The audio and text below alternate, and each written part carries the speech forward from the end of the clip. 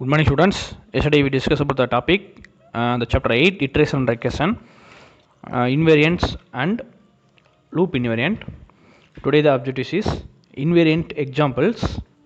And the invariant examples, first the loop invariant is true in four crucial points in a loop. Using the loop invariant, we can construct the loop and reason about the properties of the variables at these points. So the next one example, design an iterative algorithm to compute a power n. Let us name the algorithm power of a comma n.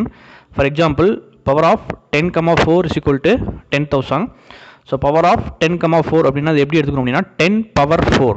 So 10 power 4 அப்படின்னா 10 வந்து 4 times multiply பண்ணோம்னா என்ன answer வரும்? 10 4 times multiply பண்ணோம்னா 10,000 அப்படின்ற answer வரும். The next one is power of 5 comma 3.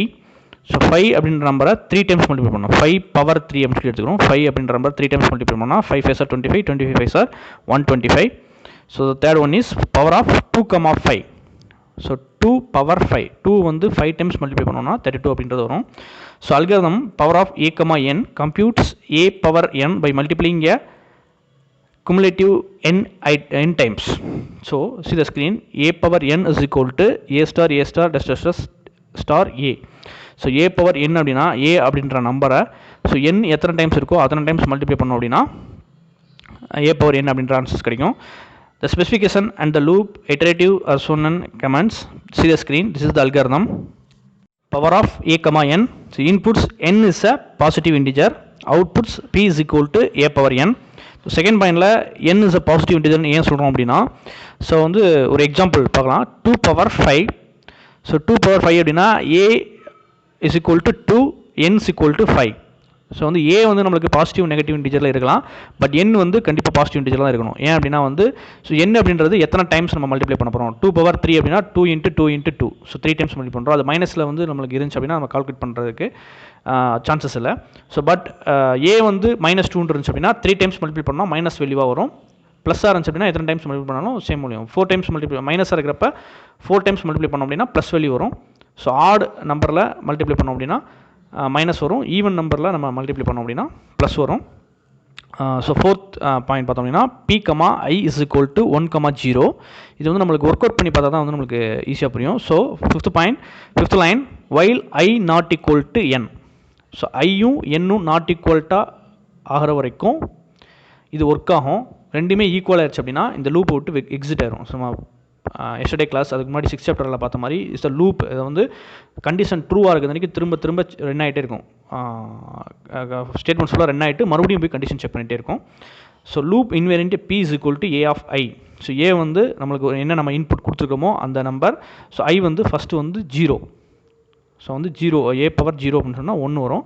So again வந்து இந்த லாஸ்ட் லைன் பார்த்தோம் அப்படின்னா p comma i is equal to p star a. i வந்து நம்மளுக்கு 1, p வந்து நம்மளுக்கு 1 கொடுத்துருக்கோம். ஸோ 1 மல்டிப்ளை ஆகி ஐயில் வந்து ஸ்டோர் ஆகும். ஸோ நெக்ஸ்ட் வந்து i + 1. அப்புறம் வந்து i + 1ன்றப்ப ஆல்ரெடி 0 இருக்குது, இப்போ 1 ஆகும். ஸோ 1 அப்படின்றப்ப நம்ம என்ன நம்பர் கொடுத்துருக்கோம். ஸோ 2 கொடுத்துருக்கோம். So 2 power 1 2. அப்போ ஆல்ரெடி வந்து ஒரு ஐயில் வந்து 1 இருக்குது. ஸோ p வந்து 1 இருக்கும். ஸோ 1 × 2 2. ஸோ i + 1 மறுபடியும் வந்து +1 ஆகிறப்ப 2ன்னு வரும். ஸோ 2 3 4 5. ஸோ எத்தனை டைம்ஸ் நம்மளுக்கு கொடுத்துருக்கோமோ அத்தனை டைம்ஸ் லூப் எக்ஸிக்யூட் ஆகி 2 வந்து எத்தனை டைம் மல்டிப்ளை பண்ணணும். 2 வந்து 5 டைம்ஸ் அப்படின்னா 2 5 டைம்ஸ் மல்டிப்ளை பண்ணி அந்த i அப்படின்ற வேரியபிளில் ஸ்டோர் ஆகும். ஸோ இப்போ வந்து ஒரு டேபிள் இருக்குது. இந்த டேபிள் பார்த்தோம் அப்படின்னா நம்மளுக்கு ஈஸியாக புரியும். ஸோ இட்ரேஷன் அப்படின்னு சொல்லி கொடுத்துருக்கோம். ஸோ p தான் வந்து நம்மளுக்கு answer. So p star a 1 × 2 2 × 2 4 எத்தனை டைம்ஸ் மல்டிப்ளை ஆகுதுன்னு சொல்லி பார்க்குறோம். ஸோ i வந்து எத்தனை இட்ரேஷன்ஸ். ஸோ i + 1ன்றது 1/1 இன்க்ரிமெண்ட் ஆகிட்டே வருது. ஸோ a பவர் 1 அப்படின்றது வந்து நம்மளுக்கு என்ன ஃபஸ்ட் வந்து நம்ம a வந்து 2ன்னு சொல்லி கொடுத்துருக்கோம். n பார்த்தோம் அப்படின்னா 5 டைம்ஸ் மல்டிப்ளை பண்ணணும்னு சொல்லி கொடுத்துருக்கோம். ஸோ ஃபஸ்ட்டு 2 பவர் 0 அப்படின்றப்ப ஸோ வந்து இது ரிவர்ஸில் வந்து பார்க்கணும். a power i 2 power 0. அடுத்து லாஸ்ட் எண்டில் இட்ரேஷனுக்கு பக்கத்தில் p இருக்கு இல்லையா, அது பார்க்கணும். ஸோ 2 பவர் 0 அப்படின்றப்ப 1 வருது. ஸோ மறுபடியும் 0 + 1ன்றப்ப 1 ஆகுது. ஸோ 2 பவர் 1 அப்படின்னா 2. அகைன் வந்து 1 + 1. ஸோ 2 பவர் 2 ஆகுது. 2 பவர் 2ல் p வந்து 4. அப்புறம் 2 பவர் 3ல் 8. 2 பவர் 4 16. 2 பவர் 5 32 அப்படின்ற ஆன்சர் வந்து நம்மளுக்கு கிடச்சிருது. So the next one example. So already discuss about the 6th chapter in chocolate bar example. So in the chocolate bar example we can find invariant example. So இதில் வந்து நம்ம ஒரு நீளமான chocolate bar இருக்குது. அந்த சாக்லேட் பாரை வந்து நம்மளுக்கு ஸ்கொயராக கட் பண்ணுறோம். ஸோ ஸ்கொயராக கட் பண்ணுறப்ப நம்மளுக்கு அதை வேரியபிள்ஸ் ஃபைன் பண்ணி கட் பண்ணுறோம். ஸோ நம்மளுக்கு இத்தனை சாக்லேட் கட்டிங் வந்து நம்மளுக்கு வேணும். ஒரு 10 சாக்லேட் வேணும் அப்படின்னா 10 சாக்லேட் கட்டிங் வேணும். ஒரு பெரிய நீளமான சாக்லேட்டை 10 வந்து கட் பண்ணணும் அப்படின்னு சொல்லி ஃபைன் பண்ணியிருக்காங்க அப்படின்னா, ஸோ வந்து நம்மளுக்கு இந்த அல்காரிதம் வைஸ் நம்ம எப்படி பார்க்கலாம்னு சொல்லிட்டு பார்ப்போம். இந்த சி த ஸ்க்ரீன்.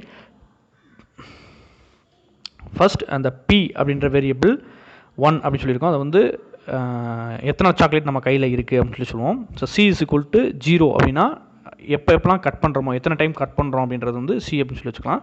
ஸோ என் அப்படின்றது என்ன அப்படின்னா ஹவு மெனி சாக்லேட்ஸ், 10 சாக்லேட்ஸ் அப்படின்னா 10 அப்படின்னு சொல்லிட்டு அதில் ஃபைன் பண்ணியிருக்கோம். ஸோ வந்து see the screen p comma c is equal to 1,0. So p வந்து ஒரே ஒரு சாக்லேட் இருக்குது, சி இன்னும் நம்ம கட் பண்ணவே இல்லாதனால 0 இருக்குது. So why the condition is check p not equal to n. So p அப்படின்றது வந்து எத்தனை சாக்லேட்டாக கட் பண்ண போகிறோம். ஸோ வந்து இப்போ வந்து நமக்கு கையில் இருக்கிறது ஒரே ஒரு சாக்லேட். அப்போ பி வந்து 1 இருக்கும். ஸோ என் அப்படின்றது வந்து 10 அப்படின்னா 10 சாக்லேட்ஸ் இருக்கும். 10 இருக்கு. அப்போ 1 நாட் ஈக்குவல் டு 10 ட்ரூ தான். அப்போ ட்ரூன்றப்ப நம்மளுக்கு பி கமா சி வந்துடுது. ஸோ பி கமா சியில் வந்து p plus 1 c plus 1. So பின்னா நம்ம என்ன சொல்லியிருக்கோம், கட் பண்ணி முடிச்சதுக்கப்புறம் நம்ம கையில் எத்தனை சாக்லேட் இருக்குது.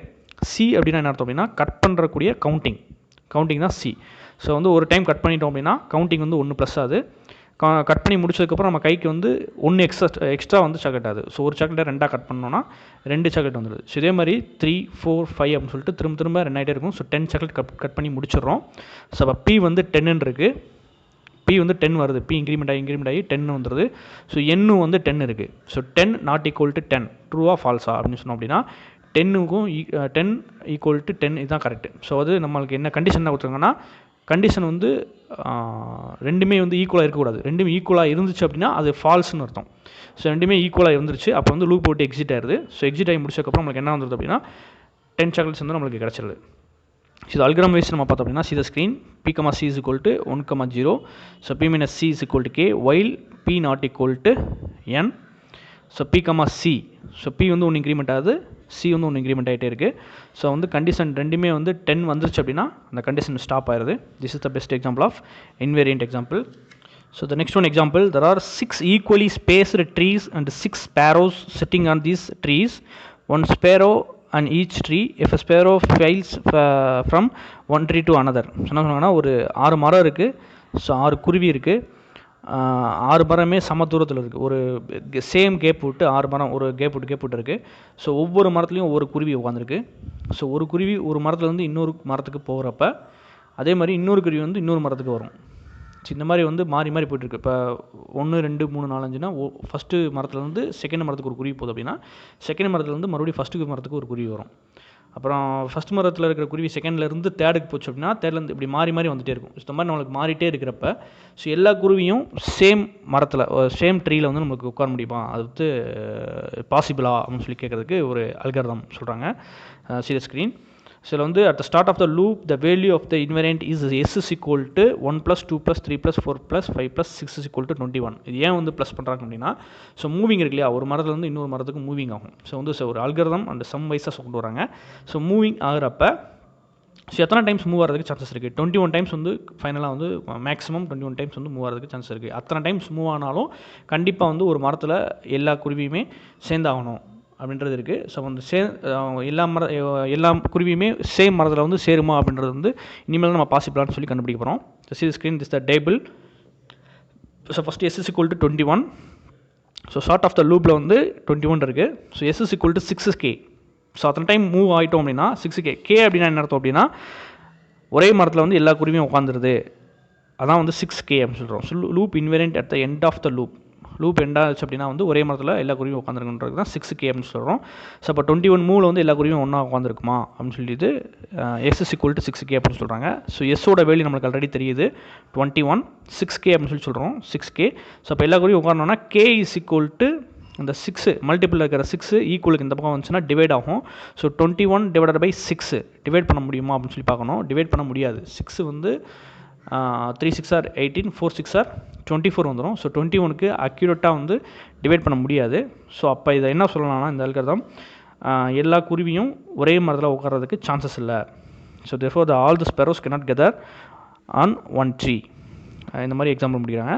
So the next one, the last example, so consider the chromalence of chromalant of example of the sixth chapter நம்ம ஒரு பச்சோந்தி அப்படின்ற ஒரு ப்ராப்ளம் பார்த்தோம். So 13 red 15 green 17 blue chromalence on chromalantல இருக்குது. ஸோ வந்து நம்ம for example red and green அப்படின்ற ரெண்டு பச்சோந்திகள் மீட் பண்ணுச்சு அப்படின்னா அது வந்து ப்ளூவாக மாறும், அதுக்கு வந்து சான்சஸ் இருக்கா அப்படின்னு சொல்லி பார்க்குறாங்க. ஸோ வந்து இப்போ சி ஸ்க்ரீன். ஸோ இந்த பேராகிராஃபில் லெட் RGB அந்த number of red green and blue chromalance. So வந்து ஃபோர்த் லைனில் பார்த்தோம் அப்படின்னா RGBன்னு இருக்குது. So into R-1 G-1. So ஆரும் ரெட்டும் க்ரீனும் மீட் பண்ணுது. மீட் பண்ணுறப்ப ஸோ ஆர்லேருந்து ஒரு பச்சோந்தி குறையுது, க்ரீன்லேருந்து ஒரு பச்சோந்தி குறையுது. ஏன் குறையுது அப்படின்னா அது ப்ளூவாக சேஞ்ச் ஆகும். ஸோ அப்போ ரெண்டுலேருந்து ஒரு பச்சோந்தி குறையிறப்ப ப்ளூவில் வந்து எத்தனை பர்சன்டேஜ் கூடுனா 2 பர்சன்டேஜ் வந்து இன்க்ரீஸ் ஆகும். ஸோ அப்படி இல்லை அப்படின்னா இன்னொரு சான்சஸ் எப்படி இருக்குது அப்படின்னா ரெட்டும் ப்ளூவும் மீட் பண்ணுது. அப்போ ரெட்டும் ப்ளூவும் மீட் பண்ணுறப்ப ரெட்டில் வந்து ஒன்று மைனஸ் ஆகும், ப்ளூவில் வந்து ஒன்று மைனஸ் ஆகும். அப்போ க்ரீனில் எத்தனை இன்க்ரீஸ் ஆகும் அப்படின்னா 2 இன்க்ரீஸ் ஆகும். ஸோ அப்படியும் இல்லை, இன்னொரு கான்செப்ட் பார்த்தோம் அப்படின்னா வந்து க்ரீன்லேயும் ப்ளூவும் மீட் ஆச்சு. அந்த பேராகிராஃபில் தேர்ட் ஒன்றில் பார்த்தீங்கன்னா தெரியும். ஸோ க்ரீனில் வந்து 1 மைனஸ் ஆகுது, ப்ளூவில் வந்து 1 மைனஸ் ஆகுது. ஸோ 2 மைனஸ் ஆகிறப்ப ரெட்டில் வந்து 2 இன்க்ரீஸ் ஆகுது. ஸோ இதான் வந்து பேசிக் கான்செப்ட் பார்த்தோம் அப்படின்னா. So RGB is equal to R-1 G-1 B+2. So next C the screen. So R-1 G-1 ரெண்டையும் வந்து நம்ம மைனஸ் பண்ணுறோம். மைனஸ் பண்ணுறப்ப இந்த மைனஸ் உள்ள இன்க்ரிமெண்ட் ஆச்சு அப்படின்னா -G ஆகும், -into +1 ஆகும். ஸோ -1 +1 கட் ஆயிரும். ஸோ R-G மட்டும் நம்மளுக்கு இருக்கும். இந்த செகண்ட் லைனில் பார்த்தோம் அப்படின்னா ஸோ R-1 B+2 அப்படின்னு சொல்லி பார்த்தோம்னா மைனஸ் உள்ள இன்க்ரிமெண்ட் ஆகுது. ஸோ மைனஸ் உள்ள -B -2 ஆகுது. ஸோ ஆல்ரெடி ஒரு -1 இருக்குது. இப்போ -1 -2 -3. ஸோ R-B இருக்கும். ஸோ அடுத்து G-1 B+2 அப்படின்னு சொல்லி பார்த்தோம் அப்படின்னா ஸோ மைனஸ் உள்ள இன்க்ரிமெண்ட் ஆச்சுன்னா -B -2. ஸோ -2 -1 என்ன ஆகும்னா -3 ஆயிரும். ஸோ G-B வந்து ரிமைனிங் இருக்கும். ஸோ இதில் பார்த்தோம் அப்படின்னா R-G ஃபஸ்ட்டு வந்து ஒரு ரெட்டு வந்து க்ரீனில் வந்து மைனஸ் ஆகுது. அப்போ 13 - 15 = -2. அடுத்து வந்து G-B. ஸோ க்ரீன் வந்து 15, ப்ளூ வந்து 17. 15 - 17 = -2. அடுத்து க்ரீன் மைனஸ் ரெட் 17 - 3 = 4. இது மட்டும் தான் வந்து நம்மளுக்கு பாசிட்டிவ் இதில் வந்திருக்கு. ஸோ அப்போ நம்ம ஆன்சர்ஸ் பார்த்தோன்னா -2 -2 4 எல்லாமே வந்து ஈவன் நம்பர்ஸாக வந்திருக்கு. But the no two colors differ in number by a multiple of 3. இந்த டிஃபர் வந்து நம்மளுக்கு 3ஆல் மல்டிப்ளை ஆகிற மாதிரி நம்பர்ஸ் வந்துச்சு அப்படின்னா ஸோ வந்து நம்மளுக்கு chromalance வந்து மீட் பண்ணுறதுக்கு சேம் கலரில் வந்து சேஞ்ச் ஆகிறதுக்கு சான்சஸ் இருக்குது. So here therefore all the chromalance cannot be changed to a single color. So this is the best example of invariant example, students. Today class is over. Thank you.